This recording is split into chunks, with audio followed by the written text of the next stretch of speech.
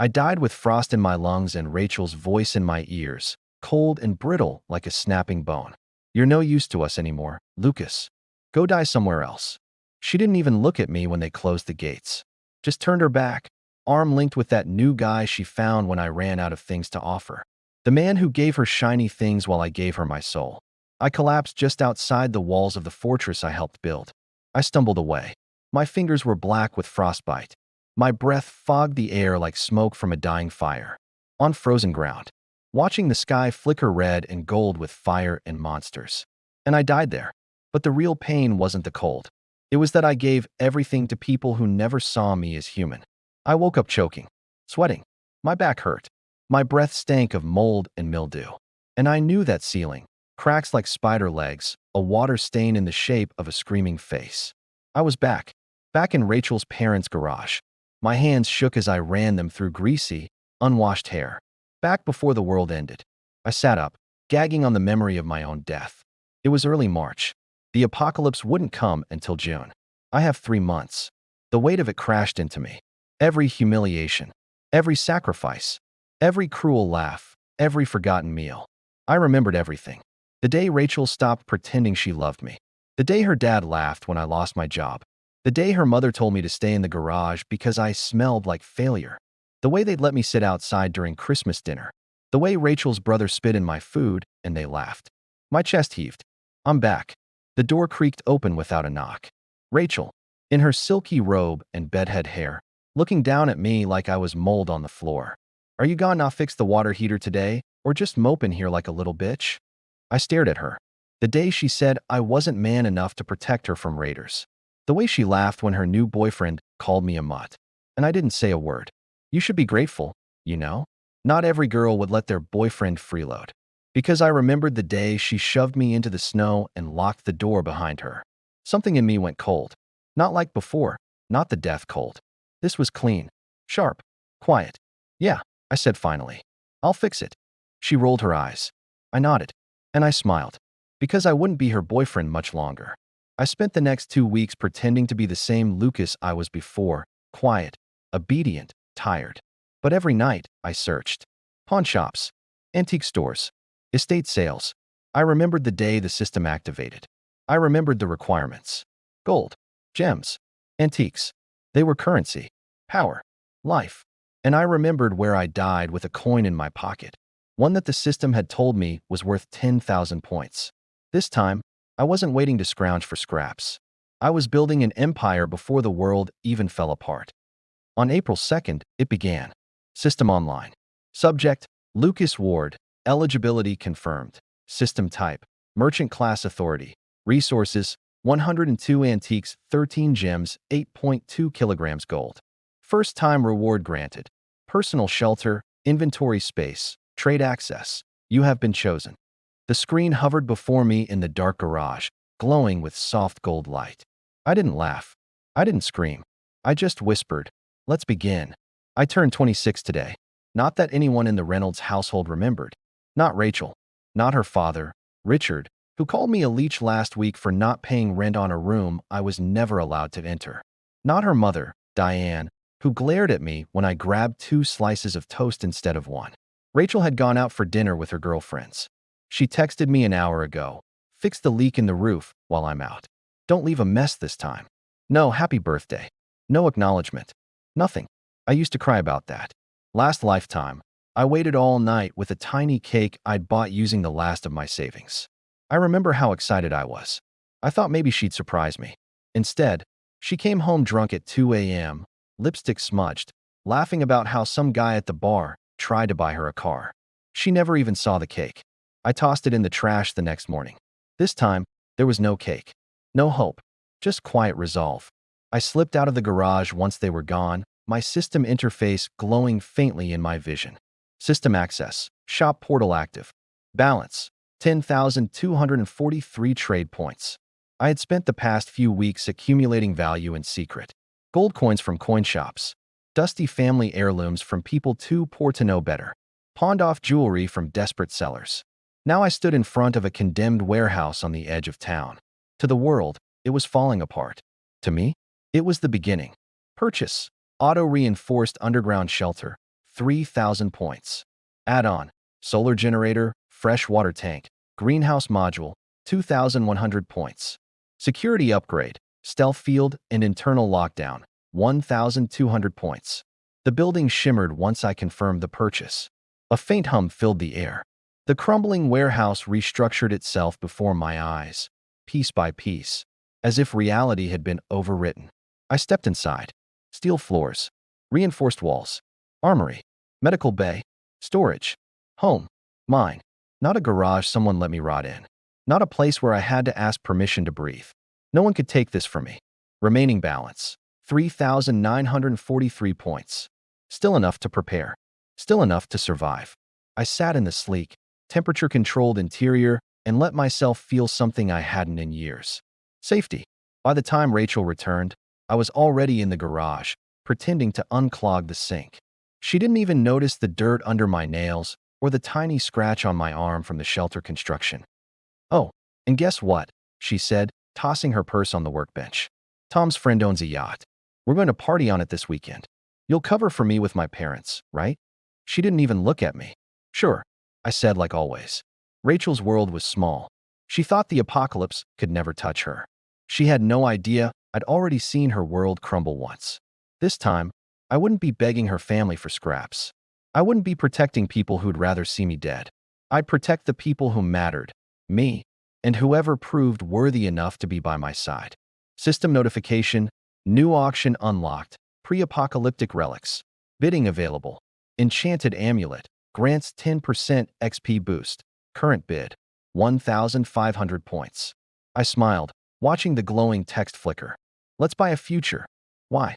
I spotted her in the alley behind the old bookstore. Emily Whitlock. In my first life, she was just a blur in the background.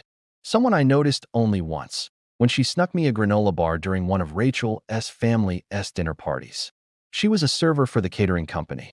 Said nothing. Just passed me the bar and disappeared before anyone noticed. I had been standing in the hallway, stomach growling, while they laughed around a table I wasn't welcome at. I didn't even know her name then. She wasn't just kind. She was invisible, like me. Her coat had holes in it, and her shoes were held together with duct tape. I saw her dig through a trash bin before sitting down behind the store and curling into herself like she was trying to disappear into the bricks. Now, 5 days before the world ends again, she was thinner, paler. I could have walked away.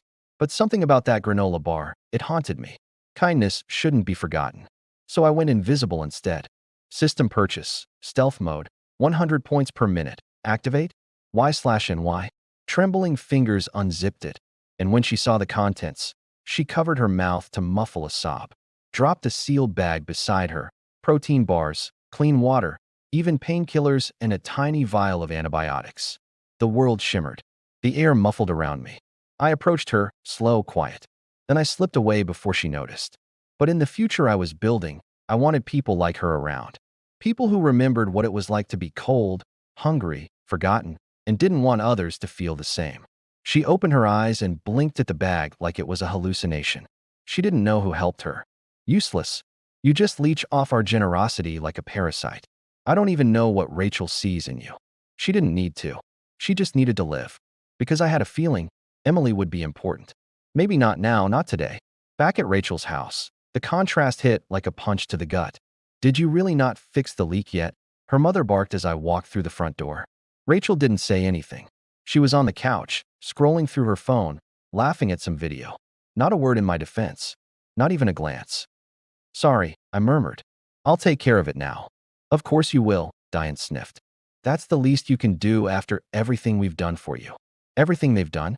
They housed me in a garage, took my money, fed me scraps, controlled every aspect of my life, laughed when I cried, called me names, threw things when they were angry, and yet they still acted like I owed them the world.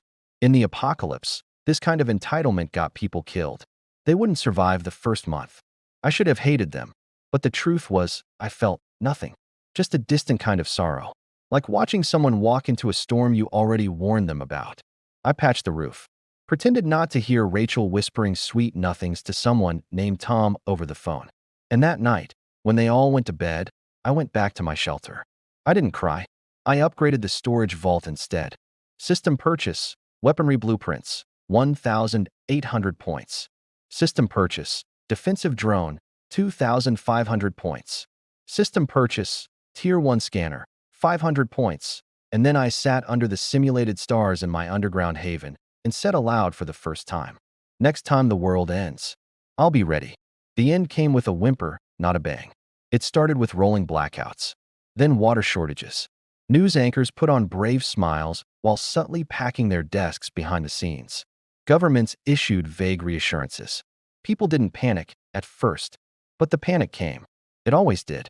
And within 24 hours, the world devolved into chaos. On day 0, a solar flare fried most of the satellites. The internet flickered, then died. Planes dropped out of the sky. Power grids collapsed. Rachel screamed when the lights went out and didn't come back on. Her mother blamed me for not fixing the damn generator. Her father stormed in, red-faced, demanding to know what I was going to do about my useless attitude. I just stood there, calm, detached. You wouldn't last an hour out there, because I already had my bags packed and my escape route mapped. I'm leaving, I said quietly. Diane scoffed. Leaving? Where the hell do you think you'll go, you useless boy? You owe us. Rachel looked up from her phone, dead battery, no signal, no more boyfriend to flirt with, and laughed. I didn't answer. Rachel's lips were chapped, her hand twitching as she tried to refresh a non-existent Wi-Fi connection. Her father was holding a golf club like it was a sword. Instead, I walked to the door. Hey, Rachel's dad barked. You don't just get to walk away. Not after we fed you. Gave you a roof. I paused at the doorway, then slowly turned back to look at them. Diane's eyes were wild with panic, mascara smeared. I owed you once, I said quietly, but not anymore. Then I vanished. System ability, emergency blink, 1,000 points. Destination, underground shelter, confirmed. I arrived inside my haven, cool air greeting me like a long-lost friend. The lights buzzed softly from solar backup. Clean water, shelves full of food. The hum of the drone patrolling the perimeter. I was safe. Outside, the world was falling apart, and I didn't feel even a flicker of guilt. 2 weeks passed. I monitored radio frequencies, caught bits of desperate broadcasts, screams, sobbing pleas. The cities were gone. Gangs were forming. Trust was currency, and betrayal was cheap. Then, the knocking began. Soft at first. Timid. I knew the voice before I even heard the words. Lucas, Oh God, you're in there, aren't you? Please open up. We need help. Lucas. Rachel's voice, muffled through the steel. I said nothing. She tried again. I know you're angry.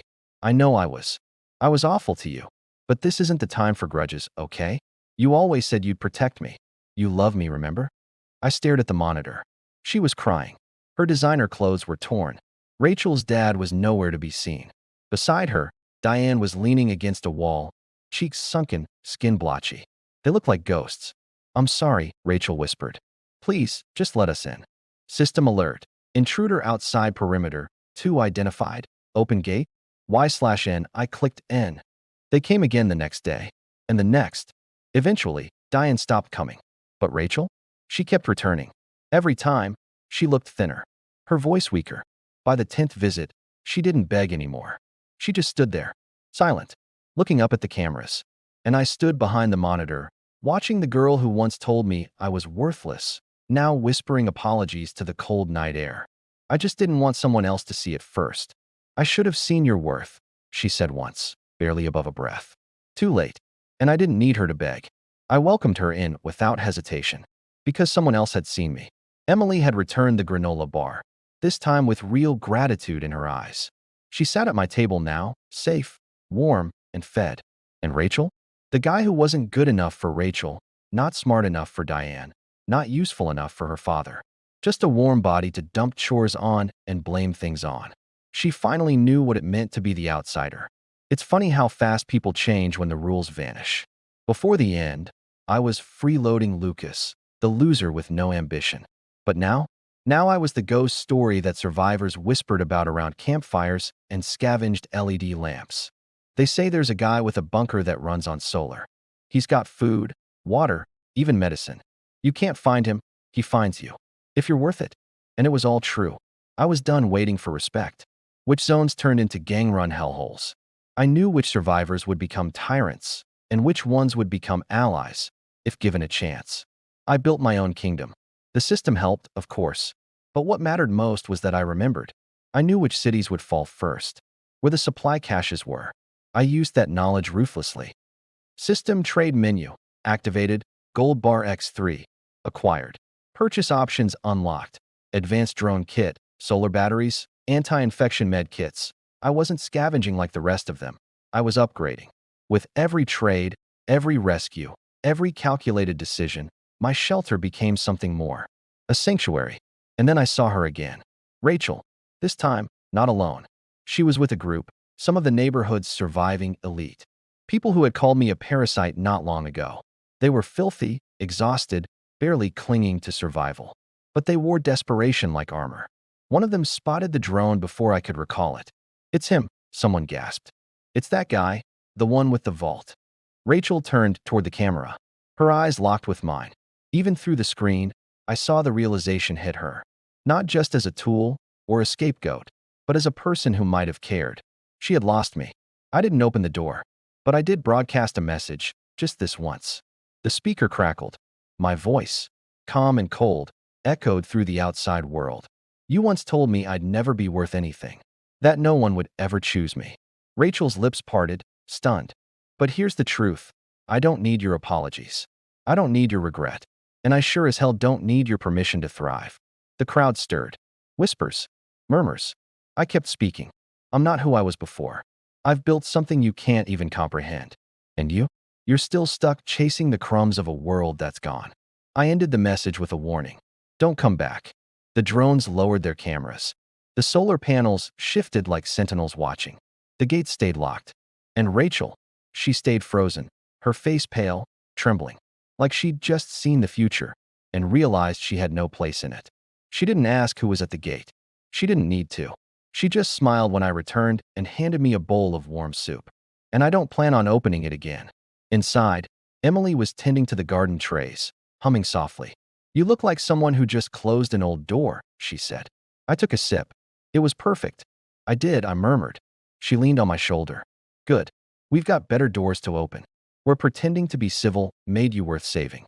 Rachel, Diane, her father, Mr. Whitman, and two others I barely recognized. All sunburned, half-starved, shivering in the snowless cold of post-fallout spring. Maybe because she'd practiced. Maybe because she thought I'd listened to her more than them.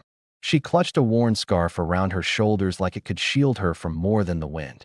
It started with a knock on the outer wall. Polite, hesitant. A knock, as if we were still living in that old world where a nice rap on the door could undo years of damage. I watched them through the monitor. Rachel looked gaunt. Her once flawless makeup now a smear of dirt and desperation. The others looked to her, expecting her to speak. "Incoming communication request, audio only. Name, Rachel Whitman." I let it connect, mostly for the satisfaction. Her voice came through shaky, hesitant, but practiced. "Lucas, I don't know if you can hear me. I turned the volume up. Just a little. We heard the stories. About what you've done, what you've built. It's amazing, really. I always knew you were smart. Just not like this. We were wrong about you." Her voice cracked. I was wrong. And there it was. The confession. She thought it was an olive branch. But to me, it sounded more like a final nail in the coffin of who she used to be. I waited. She kept talking, fumbling, her words tumbling over each other like they could bury the years of sneering, dismissive contempt. As if starvation could scrub away the way she used to spit my name like it tasted sour. I clicked the mic on, and I spoke calmly. "Why are you here? We're running out of supplies. My father, he's sick. We don't have medicine. We tried the city, but the gangs," her voice wavered. "We didn't know where else to go. But they said you help people." She swallowed hard. "You're here because you're desperate. You're not here because you're sorry, Rachel." Diane clung to him, glaring at the camera like it owed her something. I looked at Mr. Whitman on the monitor. He was hunched over, wheezing. "I didn't know how much you did for us. I was stupid, okay? Oh, that entitlement never quite left, did it? People who don't use, abuse, and discard. I help good people," I said flatly. "People who help others." "No," she protested quickly. I am sorry. I didn't know how bad it was for you." "Yeah," I replied. "You were." The silence on the line stretched long. And that's the only reason you're even alive right now. Her voice, unlike Rachel's, had no shame, only practiced superiority with the edges dulled by desperation. You can seriously expect us to believe you re the same guy who took out the trash every day with a smile. Diane stepped in next, as expected. People change. You can't hold a grudge like this forever, Lucas. I leaned closer to the mic. Mr. Whitman tried to order me around like he always did, voice hoarse, but still carrying that entitled edge. Diane cursed. Rachel cried. I'm not that guy anymore, I said. She hissed. So you'll let us in? No. After the comm cut off, I stood there, staring at the gate, listening to their voices rise in disbelief. Can't build the future if you're busy feeding the past. But I didn't open the gate. Emily asked gently, brushing some dirt from her fingers. Smart choice. Instead, I returned to the greenhouse dome, where Emily and Marcus were tending to the new hydroponic lettuce batch. Is everything all right? Just some old ghosts, I said, picking up a nutrient pack. They wanted in. She paused. Did you let them? I shook my head. She smiled. Good. Marcus chimed in. And just like that, the ghosts outside faded back into shadows. I wasn't angry. I wasn't bitter. I just didn't care anymore. It wasn't enough that I survived. It wasn't enough that I thrived. What truly seemed to break them was that I did it without them. That I could smile, laugh, love, in ways they never gave me the space to experience before. Because I had everything now that they once told me I'd never be good enough for. Emily brought me a hot drink while I was reviewing logistics reports in the command dome. I was cross-checking the latest supply drop data, some rare materials for expanding the shelter's defense walls. Hot cocoa, she said with a grin. Made from your favorite ration blend. I blinked, surprised. I haven't had this since your last birthday, she finished softly. Before everything. My throat tightened. I hadn't even remembered that she knew. She always remembered the little things. Rachel never had. Diane scoffed at simple gifts. Mr. Whitman thought birthdays were for needy children. But here was Emily. Thoughtful. Warm. Looking at me like I was worth remembering. I took the cup from her, hands brushing, and gave her a small, quiet smile. Thanks. 2 days later, they tried again. This time from a distance. Not directly to me, but to the people I'd helped. The settlements we'd aided. The outposts I protected. They asked questions. They dug. And word got back to me. Trying to figure out if you're seeing someone. Weird, right? They're asking who you're dating. Marcus snorted, flipping through his datapad. Emily's cheeks flushed beside me. I chuckled. Let them wonder. Truth was, they weren't just curious. They were obsessed. Because in the ruins of everything they lost, I was the one thing that kept getting brighter. My name came up in trade routes, in emergency broadcasts, on the lips of scavengers and survivors alike. Not as the man who used to trail behind his girlfriend, carrying her bags. The one who made miracles with nothing but a few gems, some rusted antiques, and a vision. But as the leader of Haven's Edge, the builder, the strategist. And Rachel couldn't take it. She'd cornered them on the road, desperately asking questions. I saw her again 2 weeks later. You mean Lucas? He's got a fortress, a dome garden, 2 power cores, and a woman who looks at him like he's her whole damn world. So yeah, he's good. Not in person, but in a video someone from a trade caravan shared. Is he happy? The trader had paused.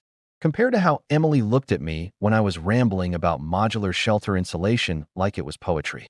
Her face crumpled. They didn't even mention me by name again in the clip. Just cut off as she walked away, shaking. But that image stuck with me. The way she used to look at me with annoyance for forgetting her oat milk. The difference was everything. And the best part? Their own helplessness. They created the very space they now wished they could fill. I didn't even have to rub it in. They did it to themselves. By leaving me behind, they carved out their own loneliness. But I wasn't empty anymore. I was whole, full, and free. I saw them through the monitors first. Dirty, shivering, exhausted. The perimeter drones had picked up movement on the eastern ridge, an incoming group waving makeshift white flags fashioned from shredded rags. There were 6 of them, dragging what was left of a cart. No weapons, no food, just desperation. And at the front, Rachel, gone. What stared out from her face now was a hollow-eyed wreck of a woman who hadn't eaten in days and had finally run out of options. Her hair was tangled, her lips chapped, that smug, superior expression she always wore.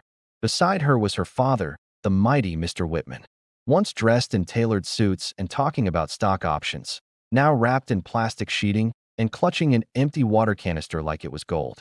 I leaned back in my chair and watched the feed in silence. Want me to activate the deterrents? There at the gate, Marcus muttered beside me, glancing between the monitor and my face. I could have. God, I could have made it rain rubber bullets. Pepper gas. Sonic repulsion waves. All of it was automated. No risk, no fuss. But, no, I said. Let them knock. And knock they did. For hours. The speakers picked up Rachel's voice, cracked, weak. Please, someone. Lucas. Please. Every so often she'd call my name, pleading like it meant something. Like she deserved something. It was Emily who broke the silence in the control dome. You going to let them in? I turned to her. She didn't look angry. Or scared. Just steady. Supportive. Like she'd stand by me either way. I smiled. They made their choice, I said softly. Now they can live with it. The gates parted, slow and mechanical, revealing the lush interior of Haven's Edge, greenhouse domes, clean solar arrays, proper water filtration. We did open the gates eventually, but not for them. We opened them for the nearby outpost that sent runners to trade medical supplies. Rachel and her family stared like they were seeing heaven from hell. The wind tugged at my coat. I looked down at the woman who used to call me useless. She stepped forward, trembling, arms out. Lucas, please. I was wrong. We were wrong. I see that now. God, I miss you. You don't even have to talk to us after. Lucas, we're starving. I stepped out onto the platform above the gate. Not close enough to be reached, but close enough to be seen. You wouldn't leave your own behind, would you? Not after everything we've been through. I'm glad you finally see it, I said. She started crying. Sobbing really. Just let us in. Mr. Whitman stepped forward too. I tilted my head. You didn't care when Rachel mocked my gifts, or when you laughed as I carried her bags, or when you locked me out during storms. You mean everything I went through. Alone. His mouth opened, then shut. I let the silence stretch. You didn't care when I slept on the floor while you had spare rooms. Their faces crumpled, humiliated, sunburnt, and hopeless. And for once, I felt nothing. No satisfaction. No bitterness. Just peace. You're not my responsibility anymore, I said. Go back to whatever hole you crawled out of. You're not welcome here. Emily walked up beside me and took my hand. Rachel saw it. Her eyes burned with jealousy. Her? You're with her now. I smiled. She sees my worth. That's more than you ever did. Then I turned and walked back into the fortress. The gates closed behind us with a thunderous clang. They say the Whitmans tried to survive out in the wilds again. But with dwindling supplies and no allies left, they quickly faded from the trade circuits. As for me, I thrived. I built. I loved. I lived. And not once did I look back. 7 years later, children's laughter echoed through the inner plaza, mingling with the soft hum of automated farming bots. It was a good day, a peaceful one. The sun blazed over Haven's Edge, painting gold across the top of the solar towers and making the aquaponics dome gleam like a jewel. I stood on the rooftop garden, looking down at my city, my home. Beside me, Emily was tending to a patch of blue strawberries, her sleeves rolled up, face glowing with quiet pride.